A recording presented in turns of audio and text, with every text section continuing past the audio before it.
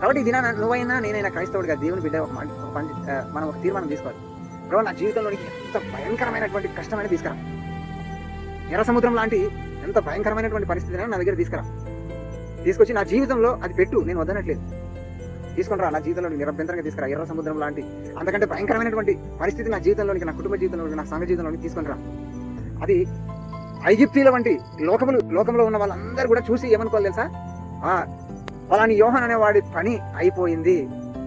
మన ఆ రోజుల్లో ఇస్రాయల్ ప్రజలు చూసి ఐగుప్తీలు ఏమనుకున్నారు, చెరపట్టుకుంటాను, వాళ్ళని దోచుకుంటాను, మళ్ళీ వాళ్ళని తీసుకుని వెళ్ళి నా బానిసలుగా చేసుకుంటాను, వాళ్ళతో నేను వెట్టి చాకరీ చేయించుకుంటాను, ఇంకా వీళ్ళని నా చేతిలో నుండి తప్పించేవాడు ఎవడు అని ఐగుప్తీలు అనుకున్నారు ఇస్రాయల్ ప్రజలు చూసాను. అలా నా జీవితంలోకి నువ్వు తెచ్చిన ఆ భయంకరమైన పరిస్థితిని బట్టి లోకంలో ఉన్న వాళ్ళు ఏమనుకోవాలంటే వీడి పని అయిపోయింది అనుకోవాలి. ఆ మాట నాతో కూడా చెప్పాలి, అరే యోహాన్, అరే దేవుని బిడ్డ అని నన్ను చూసి ఏమన్నా తెలుసా, నీ జీవితం అయిపోయిందిరా. ఎందుకంటే నువ్వు అంత భయంకరమైన పరిస్థితిలోనికి నువ్వు వెళ్ళిపోయినావు, నిన్ను రక్షించబడి ఎవరు లేడు అని ఈ లోకం అనాలి.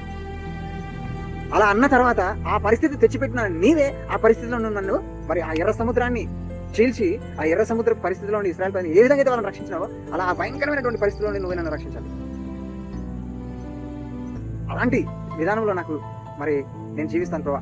అలాంటి పరిస్థితులు అయినా పర్వాలేదు, కానీ అందులో నువ్వు నన్ను మరి తీసుకొని వెళ్ళు, విడిపించు, నేను ఖచ్చితంగా అందులో నిలబడతాను.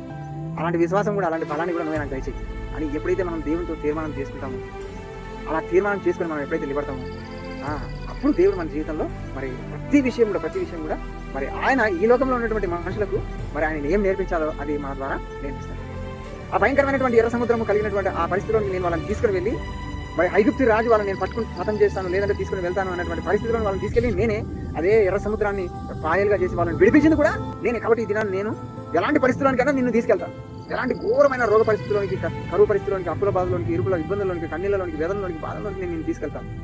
ఎందుకు తెలిసి ఈ లోకంలో ఉన్న వాళ్ళతో మాట్లాడడానికి, నా శక్తిని చూపించడానికి నేను ఏ పరిస్థితిలోనికైనా నేను తీసుకెళ్ళి మళ్ళీ ఆ పరిస్థితిలో నేను విడిపిస్తాను, వారిని విడిపించినట్టుగా అని దేవుడి దినాన్ని మనతో మాట్లాడతాను.